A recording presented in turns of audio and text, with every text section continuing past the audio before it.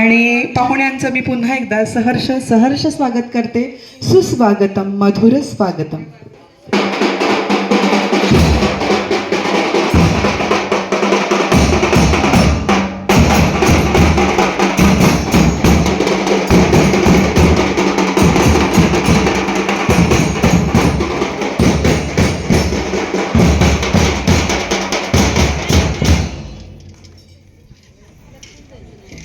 आणि त्यांच्याच सोबत कार्यरत असणाऱ्या ज्येष्ठ अनुभवी अशा डॉक्टर अमिता पत्के मॅडम आज इथं आलेले आहेत. तर त्यांचं मी नूतन मराठी शिक्षण मंडळ संचलित नूतन मराठी विद्यालय ब्रँच नंबर 1 तर्फे स्वागत करते. थोडक्यात मी त्यांची ओळख तुम्हाला करून देते.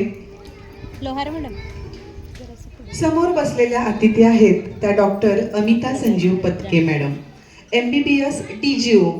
लक्षात आलं असेल तर गायनेकोलॉजिस्ट या क्षेत्रामध्ये सुमारे 30 वर्ष त्यांनी काम केलेलं आहे. प्रचंड अनुभव असणाऱ्या या आपल्या अतिथी आज आपल्याला लाभलेल्या आहेत. प्रसंग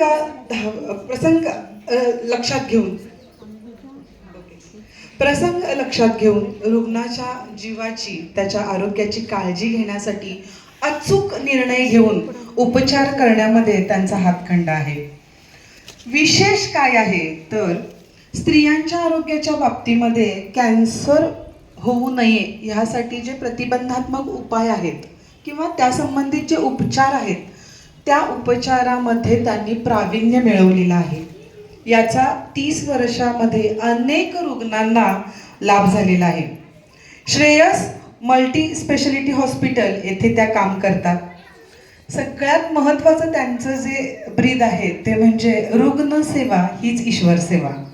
इतर कुठल्याही प्रकारची सेवा करण्यापेक्षा असंख्य यातना, समोर संकट असं घेऊन येणारा रुग्ण, अशा रुग्णाला त्या संकटातून बाहेर काढायचं, जीवन अनमोल आहे हे समजून द्यायचं आणि त्याच्यावर बऱ्याच दीर्घ काळापर्यंत उपचार करायचा आणि हा उपचार करत असताना त्या रुग्णाची मानसिकता जपायची, एवढं सगळ्या बाबतीमध्ये तोल सांभाळून त्यांनी हे यश मिळवलेलं आहे. खरोखर रुग्णसेवा हीच ईश्वर सेवा, हाच सेवा धर्म मानून आपण कार्यरत आहात. आमच्या स्त्रियांसाठी खरोखर तुम्ही आदर्श आहात. ही झाली त्यांची व्यावसायिक ओळख. या सोबतच त्यांना पाळीव प्राणी खूप आवडतात. पाळीव प्राण्यांच्या सोबतच समाजामध्ये आपल्याला बरीच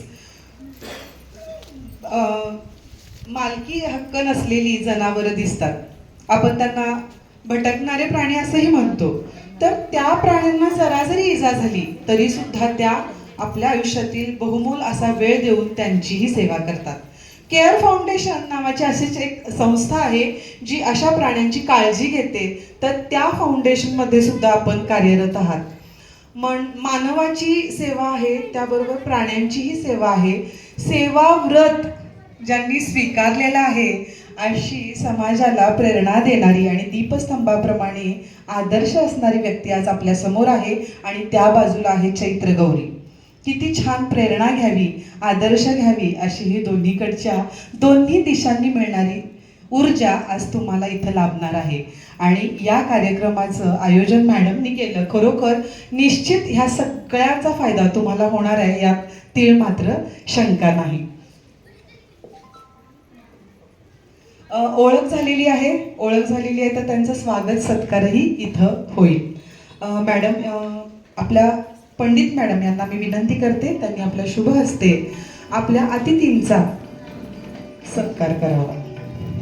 चैत्रा गौरीच्या निमित्तानं श्रीफळ आणि ओटी, मोगऱ्याचा सुगंध आणि आमच्या टाळ्या ह्या सर्वाचा तुम्ही प्रेमाने स्वीकार करावा अशी मी विनंती करते.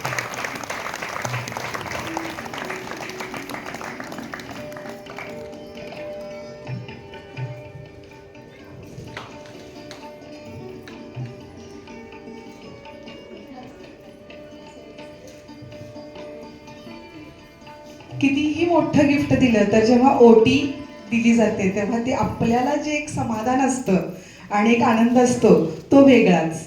चैत्रा गौरीच्या निमित्तानं केलेला हा स्वागत सत्कार तुम्ही स्वीकारावा. आज हा कार्यक्रम आयोजित करण्याचं कारण काय बघा.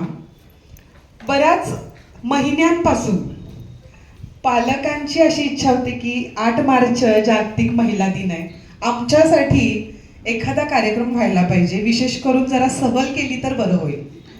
खूप खूप मागणी केली. पण कसं असतं, सहलीला गेलो तर एक दिवसाचा आनंद आहे, पण आजच्या कार्यक्रमातून तुम्हाला जे ज्ञान मिळणार आहे, जी माहिती मिळणार आहे, जे मनोरंजन होणार आहे, हे कित्येक दिवस तुमच्या उपयोगी पडणार आहे. खूप विचार केला आणि ठरवलं की एक आगळा वेगळा कार्यक्रम स्त्री शक्तीसाठी झाला पाहिजे. जागतिक महिला दिनाचं निमित्त डोळ्यासमोर ठेवून, तुमच्या सगळ्यांची मागणी लक्षात ठेवून आज पत्के मॅडम यांचं व्याख्यान तुमच्यासाठी आयोजित केलेलं आहे आणि त्यानंतर मनोरंजनाचा एक छोटासा कार्यक्रम सुद्धा आयोजित केलेला आहे. कार्यक्रम पत्रिका तुम्ही वाचलेलीच आहे. कार्यक्रमाचं हे स्वरूप तुमच्या लक्षात आलेलं आहे.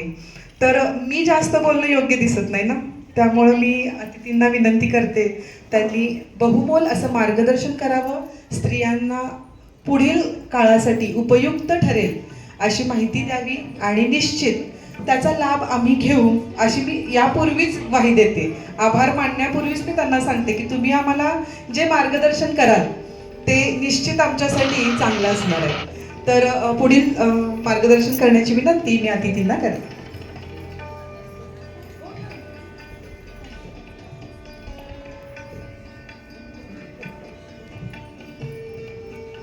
हॅलो, थोडं त्या मार्गदर्शन करतील आणि नंतर तुम्हाला काय प्रश्न विचारायचे असतील तर ते पण थोडे तुम्ही नंतर विचारू शकता. त्याचे पण उत्तर ते देणार आहेत.